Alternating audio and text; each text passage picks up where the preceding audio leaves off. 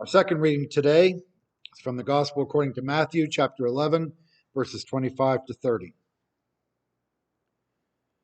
At that time, Jesus said, I thank you, Father, Lord of heaven and earth, because you have hidden these things from the wise and the intelligent and have revealed them to infants.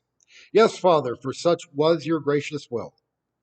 All things have been handed over to me by my Father, and no one knows the Son except the Father, and no one knows the Father except the Son, and anyone to whom the Son chooses to reveal him. Come to me, all you that are weary and are carrying heavy burdens, and I will give you rest. Take my yoke upon you and learn from me, for I am gentle and humble in heart, and you will find rest for your souls.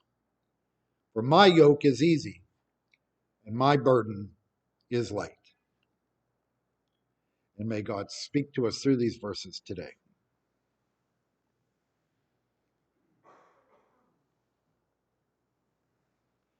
Take my yoke upon you and learn from me, says Jesus.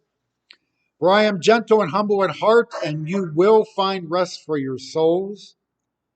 For my yoke is easy and my burden is light. In ancient times, and even today in some parts of the world, a yoke was a very common sight. I mean, we've all seen those, right?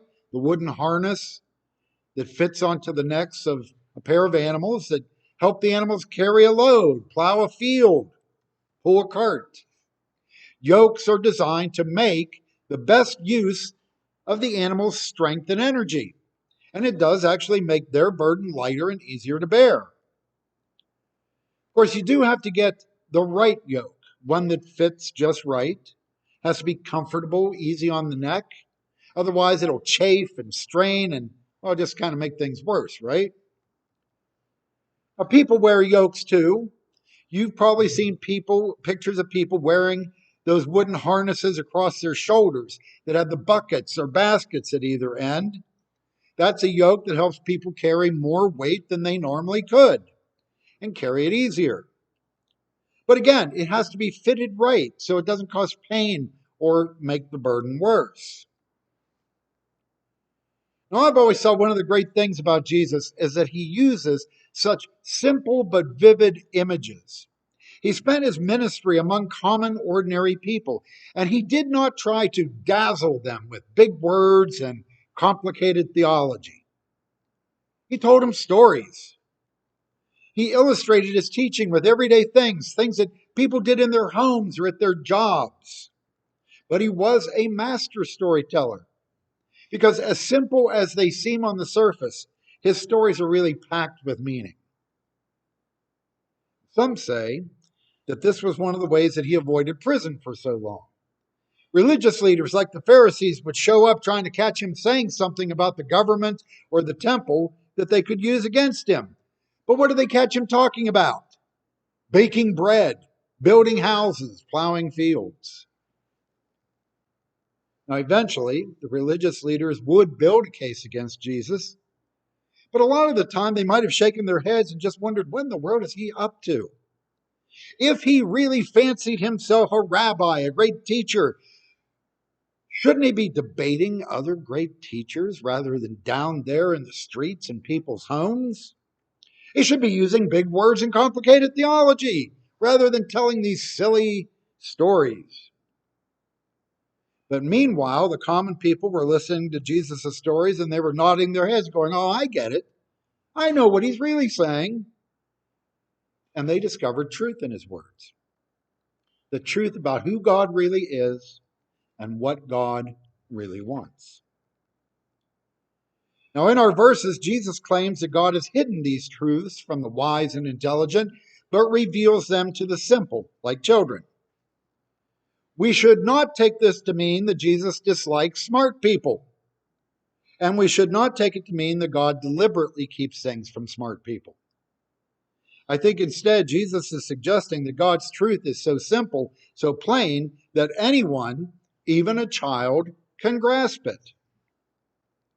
You know, children do have pretty uncomplicated views of life.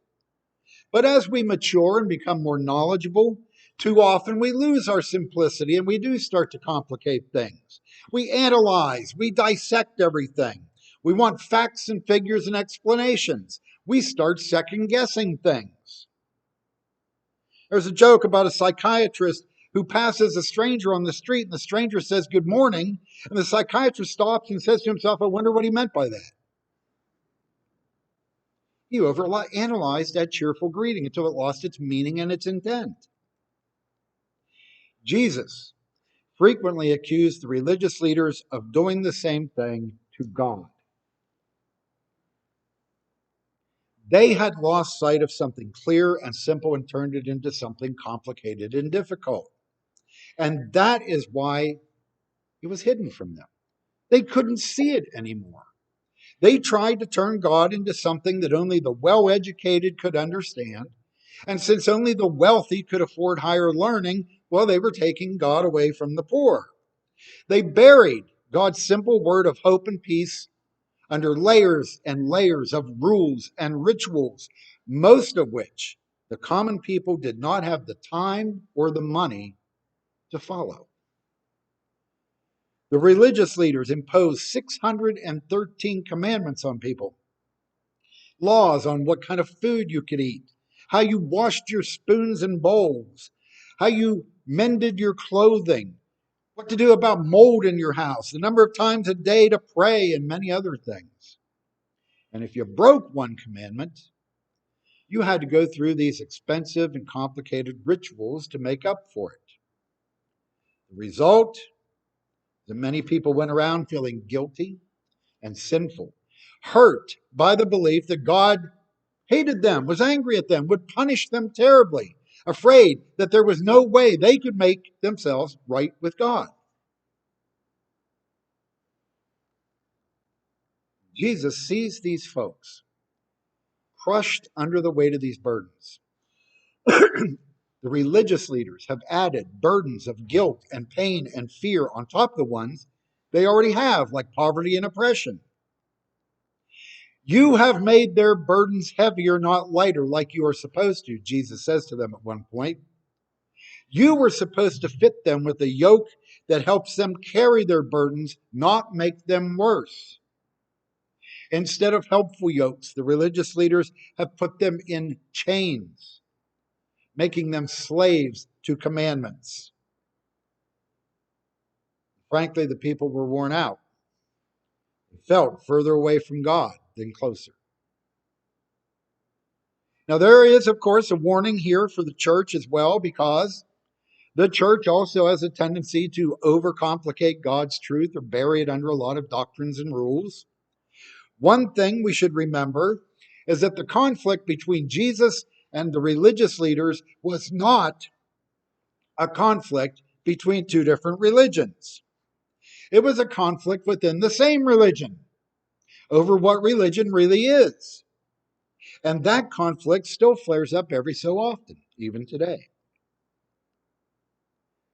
Someone once said, and I fully agree, Jesus never came to start a religion. He came to free us from religion. He comes to free us from any system that makes it harder to experience God, that increases rather than decreases our burdens. If we as the church are making it more difficult for people to experience the love and grace of God, if we are heaping guilt and fear and shame on people, or even on ourselves, rather than love and hope, then we are the Pharisees, my friends. So no wonder it must have sounded like great news to those who heard Jesus say, "Come to me, all of you who are weary and carrying heavy burdens. I will give you rest." Jesus offers a lighter burden and an easier yoke that will help bear it. Now, of course, notice he does not say no burden, no yoke. There are still responsibilities. But rather than 613 commandments, Jesus really only seems to have two: love God and love each other. That's a pretty simple message, isn't it? But how we complicate it. For Jesus, love means lightening each other's burdens, just as he offers to lighten ours. Love is the yoke God intends for us. Love is what harnesses our strength and energy the right way and in the right direction. Love is the yoke that lightens burdens, whatever those burdens might be, and whether those burdens are ours or someone else's. But there is one small catch. We have to be willing to put that yoke on ourselves. No one, not even Jesus, can do that for us. It's like when Jesus says we must take up our own crosses and follow him. The cross is a symbol of sacrifice, of self-giving love. And those aren't just words or spiritual thoughts. They are a way of life. They are a way of doing and being in this world. And we have to take that cross ourselves. It is not put on us. We have to be the ones to choose it and live it and say yes. And it's the same with the yoke. It's not just a word, it's not just a spiritual thought, it is a doing and a being. If we truly want to lift our burden and the burdens of others, we actually have to do something. Now, we all know that many times we resist such things. Many times we will gladly say, we'll take up a cross if it means just wearing it on a chain around our neck, or we'll wear that yoke on Sunday morning. But when we're actually called on to change something, make a sacrifice, give of ourselves in real life situations, well, sometimes we hesitate. We don't have the time, it's too inconvenient. And then we wonder why these spiritual things don't work for us in a real way. Take my yoke upon you and learn from me, says Jesus, for I am gentle and humble in heart. Other people are out there putting yokes on us, or trying to. Other people can put all kinds of yokes on us, and we can put all kinds of yokes on ourselves, ones that can make our lives more troublesome. But we have to volunteer to wear the yoke of love. We have to get used to wearing that yoke. We have to learn how to love. No one can make us love anyone, but we can learn from Jesus. We learn to love by following him, by imitating him. We learn to love by practicing love.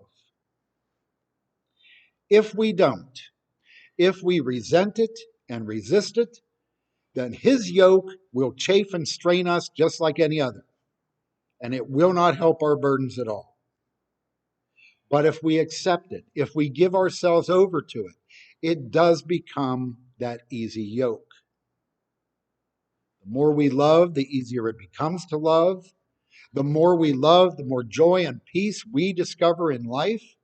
The more we love, the less our own troubles and the troubles of others seem like the burdens they are. My friends, we all have burdens in life, and we always will. Even if those burdens are not poverty or oppression, there are others. There's fear, there's loneliness, there's despair, there's illness, there's death. The truth is, we all wear a yoke of some kind. There is some way we try to deal with our burdens.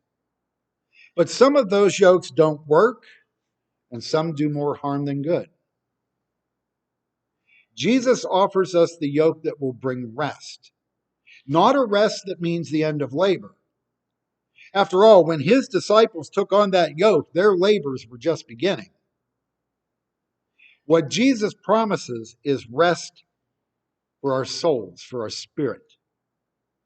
Rest from our struggles to find happiness or contentment, purpose or meaning in all the wrong places. The rest that he promises is peace for our spirit from knowing that we are walking the right path, that we are doing the right things. And Jesus promises that we will find this peace, this rest in love. Take my yoke upon you and learn from me, for I am gentle and humble in heart, and you will find rest for your souls. A rest that is a taste of the rest that we will ultimately find in God forever. Amen.